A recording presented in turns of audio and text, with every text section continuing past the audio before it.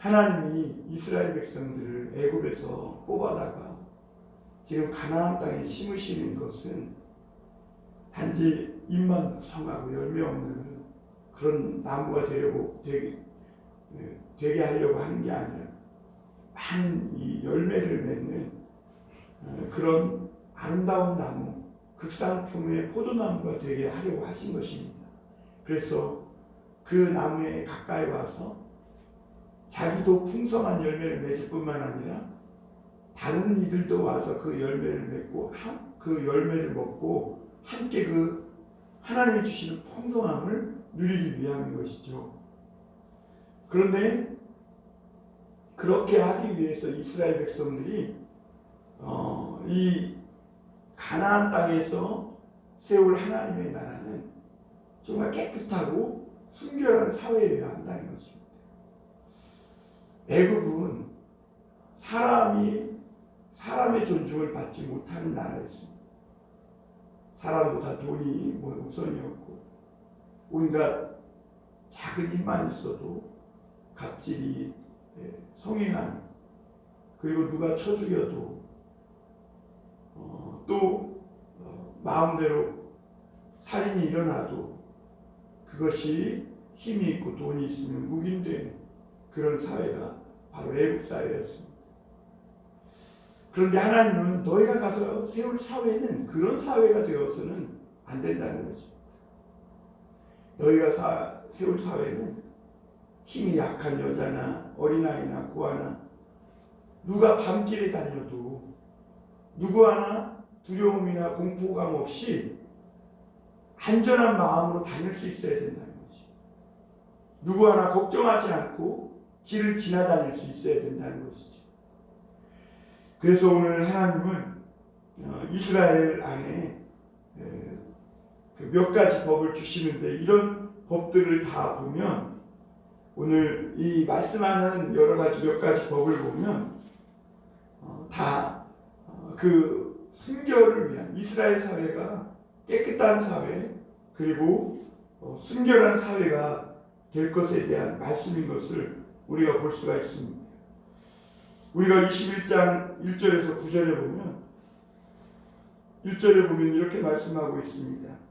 내 하나님 여호와께서 내게 주어 차지하게 하신 땅에서 피살된 시체가 들에 엎드러진 것을 발견하고 그 쳐 죽인 자가 누구인지 알지 못하거든, 이렇게 말합니다.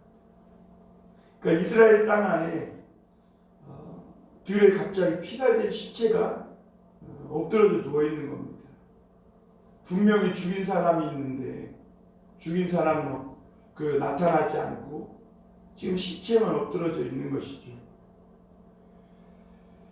억울하게 죽은 죽음일 것입니다. 아니면 또는 자살했을 수도 있습니다. 그런데 자살하고 죽음이 있고 억울함이 있는 이런 사회는 좋은 사회가 아닙니다. 사람이 죽어나간다는 것은 그 사회는 이미 병들었고 뭔가 잘못된 것이죠. 하나님이 원하시는 그런 사회가 아니에요. 여러분, 모세도 애굽에 있을 때는 그가 하나님을 만나기 전에는 사람을 화나가지고 싸우다가 쳐 죽이고 모래 위에 숨기고 도망친 사람 아닙니까? 그것이 당연시되는 그런 사회가 애굽 사회였습니다. 그러나 너희가 가나안 땅에 가서는 그런 사회를 세우면 안 된다는 거예요. 억울한 죽음이 없어야 하고 누구가 함부로 피살된 채 그대로 엎드러져 시체가 들에 널려져 있는 공포스러운 사회가 되면 안 된다는 것입니다. 가장 연약한 여자가 밤길을 가도 안전하게 다닐 수 있고 보호받고, 사회에서 약한 사람들이 직장을 얻어서 어떻게 보면 하찮은 일을 행할지라도 그 모든 사람들이 존중받고 또 보호를 받는 그런 나라가 되어야 한다, 이렇게 말씀하고 있는 것이죠. 우리나라 목사님들이 은퇴한 후에 가장 외국 중에 살고 싶어 하는 나라가 베트남이라고 합니다. 그게 왜 그런가 이렇게 생각해 봤더니, 이제 첫째는 목사님들은 일평생 하나님 말씀을 전했잖아요. 그러니까 먼저는 이제 은퇴는 했지만 그래도 하나님의 말씀을 전하며 복음 전하며 선교사로서 마지막 삶을 살겠다라는 생각과, 또 하나는 베트남이 치안이 그래도 외국 중에서 동남아 중에서 가장 안전하답니다. 필리핀은 물가도 뭐 싸고 살기도 꽤 괜찮지만 불안한 이 치안이 불안하다고요. 언제든지 죽을 수 있다는 것입니다. 그런데 베트남은 물가도 싸지, 또 공산주의 사회니까 그래도 나름 깨끗하고 그리고 안전하다는 것이죠. 여러분, 하나님이 오늘 하나님의 사람들에게도 우리만 믿고 뭐 우리만 천국 가면 다냐, 그런 식의 신앙생활을 원하시는 것이 아닙니다. 우리가 물론 죽어서 하나님 나라 가는 것도 맞지만, 너희가 이런 하나님의 말씀을 가지고 이 땅에서 이런 하나님이 통치하시는 사회, 그런 나라를 세워가고 만들어가야 한다는 것입니다. 그래서 최소한 우리 가정에서는 모두가 인정받는 가정이 되어야 돼요. 그래서 오늘 장자의 권리에도 보면 하나님이 어떤 여자에게 미움받는 그런 아내의 아들과 사랑받는 아내의 아들이 있는데, 우리 인간의 생각은 당연히 사랑받는 아내의 자식에게 2배를 주고 싶죠. 그러나 미움받는 아내의 장자에게 또 2몫을 줘라. 차별하지 말라. 이것이 그 아들이 너의 기력의 시작이다. 그러면서 차별하지 말고, 미움받는 그런 아내의 자식이라고 해서 그 장자의 권리를 너가 함부로 박탈하지 말고, 그 아이가 장자로 태어난 것은 하나님께서 태어나게 하신 것이니 그 장자의 권리를 너도 지켜주고 보호해줘라. 그가 장자로서 받을 권리가 있다, 이렇게 말씀합니다.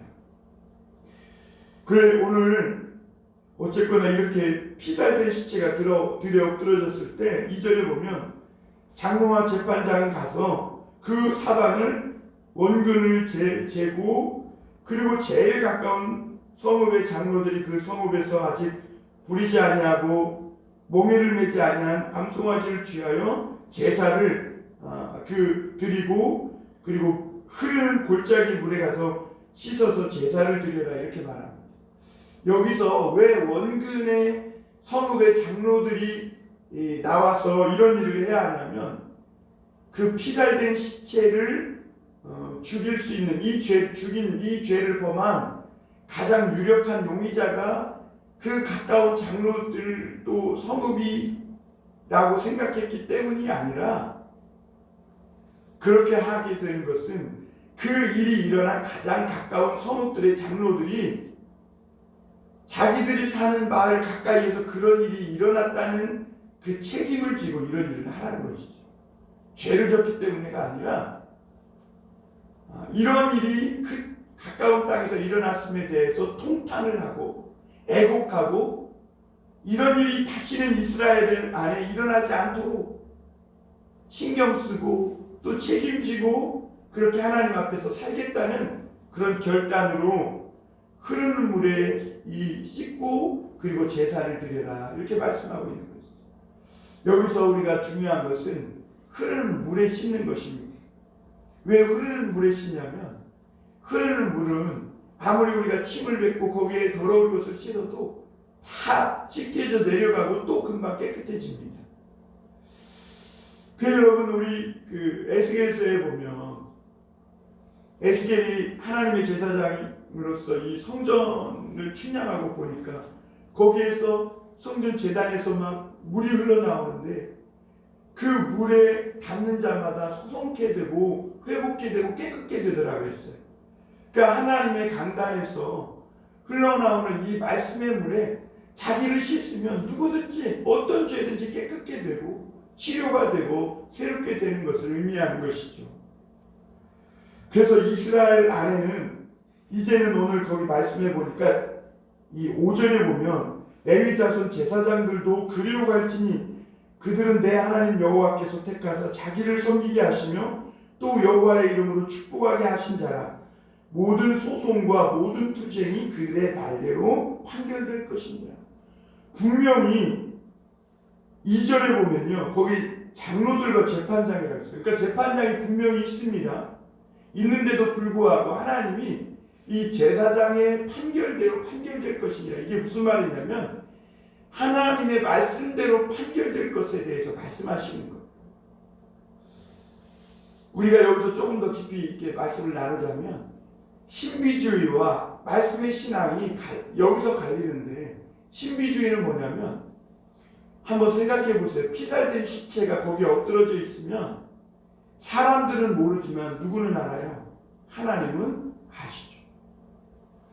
하나님은 알아요. 사람은 모르지만 누가 와서 죽였는지 자살했는지 무슨 억울한 일이 있는지 어떤 일이 있었는지 하나님은 다 아세요. 그런데 신비주의는 뭐냐면 자꾸 하나님께 나아가서 이 사람을 죽인 자가 누구냐고 하나님 직접 알려달라고 하면서 마치 하나님이 모든 것을 다 일일이 말씀하시고 해가지고 모든 없었던 죄, 그 몰랐던 죄까지 싹싹싹 긁어가지고 그것을 다 판단하고 그렇게 모든 것을 하나님으로부터 직접 들어서 해결하려고 하는 이런 신앙이 신비주의예요. 하나님은 이미 말씀으로 우리에게 필요한 모든 삶의 필요들을 말씀해 주셨어요. 그 이스라엘 안에는 제사장도 있고 재판장도 있고 장로도 있어요. 하나님은 지금 그들을 통해 말씀하신 것이죠. 그런데 자꾸 하나님께 나아가 이 사람을 죽인 자가 누구냐고, 하늘은 다 봤지 않냐고 이렇게 계속 나아가서 하나님께 묻는다면 이거는 미신이고 신비주의라는 것이죠. 하나님은 이미 제사장과 말씀을 통해서 다 말씀해 주셨고 어떻게 행할 것을 이야기해 주셨는데 마치 자기는 하나님께 직접 들어야 될 것처럼 나아가서 주장하게 되면 그것은 이스라엘 여호와의 신앙, 말씀의 신앙, 그런 신앙이 아니라 미신이요 신비주의요 그런 신앙에 빠지게 돼서 온 나라 전체가 혼란스러워진다는 거예요. 왜냐하면 내가 하나님께 들었다는 거예요. 저 사람도 하나님께 들었다는 거예요. 이 사람도 하나님께 들었다는 거예요. 왜 오늘날 교회가 엉뚱하게 가냐면 목사파도 하나님의 음성을 들었다는 거예요. 정의를 외쳐요. 성경의 이름으로. 장로파도 성경의 이름으로 정의를 외치는 거예요. 하나님께서 자기 편이라는 거죠. 이런 게 바로 미신이고 잘못된 신앙인 거예요. 오늘 여기 보니까 하나님이 세운 제사장의 그 판결과 소송과 판결된 것을 그대로 믿고 행하라는 거예요. 그러면 그 믿음대로 하나님이 깨끗게 해주신다는 거예요. 오늘 이스라엘 백성들이 깨끗게 되는 비결은 뭐예요? 하나님이 말씀하신 대로 그 말씀을 믿고 번제와 속건제와 속죄제와 같은 이런 제사를 드리면 하나님이 그 땅의 죄를 깨끗하게 해주신다는 것이죠. 그래서 8절에 보면 7절 8절에 보면 이렇게 장로들이 나와 말하죠. 말하기를 우리의 손이 이 피를 흘리지 아니하였고 우리의 눈이 이것을 보지도 못하였나이다. 여호와여 주께서 속량하신 주의 백성 이스라엘을 사하시고 무죄한 피를 주의 백성이 이스라엘 중에 머물러 두지 마옵소서 하면 그 피 흘린 죄가 사함을 받으리니 이렇게 말합니다. 그렇습니다. 누가 죽인지도 모르는 이런 피살된 시체가 발견되었는데 범죄자가 누구인지 알지 못할 때 그들은 그 모든 일들이 자기들의 책임이라는 것을 깨닫고 무거운 마음으로 하나님 앞에 나아가 그 피 흘린 죄를 사해 주시고 그 땅 가운데서 악이 없어지기를 하나님 앞에 기도하고 다시는 이런 일이 일어나지 않도록 악을 제하라는 말이 악을 제하라는 그런 말씀을 하고 계신 것이죠. 그리고 20절부터 보면 포로된 여자에 대한 규례에 대해서 얘기하고 있는데요. 포로된 여인 중에 너가 사랑해서 연연하여 아내를 삼고자 하는 그런 여자가 있으면 아무리 포로지만 끌려왔지만 그 여인에 대한 인간됨에 대한 최소한의 예의를 지켜줘라. 소위 오늘날로 말하면 갑질하지 말라는 얘기죠. 너에게 힘이 있다고, 너에게 권리가 있다고 그 권리를 함부로 행사하고 함부로 하지 말라는 것이죠. 그래서 13절에 보면 이 포로의 의복을 벗고 내 집에 살며 그 부모를 위하여 한 달 동안 애곡한 후에 내가 그에게로 들어가서 그의 남편이 되고 그는 내 아내가 될 것이요. 최소한 그 포로된 여인의 아내가 되려면 이렇게 그와 그의 가정을 위해서 그의 집안을 위해서 이렇게 예의를 지켜줄 것을 말합니다. 그리고 만약에 14절에 보면 이 사람의 마음이 변덕이 심해서 그 마음이 변하거든 그 여인의 마음대로 가게 하고 절대로 돈을 받고 노예로 팔지 말라는 것입니다. 왜냐하면 너가 욕보였으니까 절대로 네 종을 삼지 말라는 거예요. 이미 그 모든 대가를 그는 훨씬 더 지불하고 살았으니까 자유한 몸으로 돌아갈 수 있도록 배려해 주라 이렇게 말합니다. 여러분 우리가 이런 걸 말씀들을 보면서 오늘날 우리 사회가 정말 잃어버리고 있는 것이 무엇인지를 깊이 깨달아야 합니다. 사람들 간의 관계 속에서 우리는 이러한 최소한의 배려조차 없이 마치 우리가 식당이나 어디에 가면 마치 내가 당연히 손님은 왕도라 그래가지고 왕이라 그래가지고 모든 행사를 행해도 괜찮을 것처럼 막 함부로 행하고 행동하는 그런 사회로 돌변해 가고 있는데 그래서 마치 돈이 우선이고 힘이 최고인 것 같은 이런 사회가 되어가고 있는데 하나님은 그렇게 하지 말라는 것이죠. 힘없는 포로 잡혀온 여인이지만 약한 여인이지만 그 여인에게도 최소한의 배려와 인간적인 예의를 갖춰줘라. 그리고 장자의 권리에 대해서는 말씀을 드렸고요. 폐역한 아들에 대해서도 여기서 말씀하고 있는데 이게 뭐냐면 그 아들이 부모에게 공경하지 않고 순종하지도 않고 폐역하게 행하며 부모의 말도 듣지 않고 방탕하고 술에 잠겨서 그렇게 살아가면 21절에 보면 그 성읍의 모든 사람들이 그를 돌로 쳐죽일지 이렇게 말합니다. 좀 과하지 않나 이런 생각이 들지 않습니까? 아무리 부모가 자식이 마음에 안 든다고 해서 이 돌로 쳐 죽이는 그런 법대로 데리고 나갈 부모가 어디 있겠냐마는 그러나 그만큼 폐역한 아들은 그 장차 이스라엘의 사회를 병들게 할 씨앗인 것이죠. 왜냐하면 술 먹고 방탕을 즐기는 이런 사람들이 자라면 분명히 범죄자가 될 것이고 오늘 누가 죽인지도 모르는 사체가 들에 눕혀져 있는 것처럼 그런 날이 또 도래하고 말 것입니다. 10계명에 보면 5계명에 내 부모를 공경하라고 했거든요. 왜 이 말씀을 하나님이 중요하게 여기냐면요. 보이는 부모를 공경하지 못하면 보이지 않는 하나님을 더더욱 공경할 수 없기 때문에 그래요. 그래서 우리가 이런 말씀을 조금 과하다 생각하겠지만 그러나 정말 자식을 사랑하는 아버지라면 자식이 한번 혼쭐 나서 정신 차려서 아버지의 뜻, 하늘의 뜻을 알고 이렇게 훌륭한 아들로 자라가기를 바라는 마음으로 아마 이렇게 양육해야 되지 않느냐 하는 말씀입니다. 그리고 22절, 23절은 나무에 달려 그 처형받은 사람을 밤새도록 그 나무에 달아두지 말아라. 나무에 달린 자는 하나님께 저주를 받았음이니라. 이렇게 말합니다. 나중에 이 말씀이 예수님께서 십자가에 달린 그 사건을 연결돼서 예수님이 말씀하신 것을 볼 수가 있습니다. 유대인들이 예수님을 하나님으로 믿지 못한 이유가 바로 이 말씀 때문입니다. 나무에 달린 자마다 하나님께 저주를 받았는데 어떻게 십자가 나무에 달린 예수가 메시아일 수 있고 하나님의 아들일 수 있는가?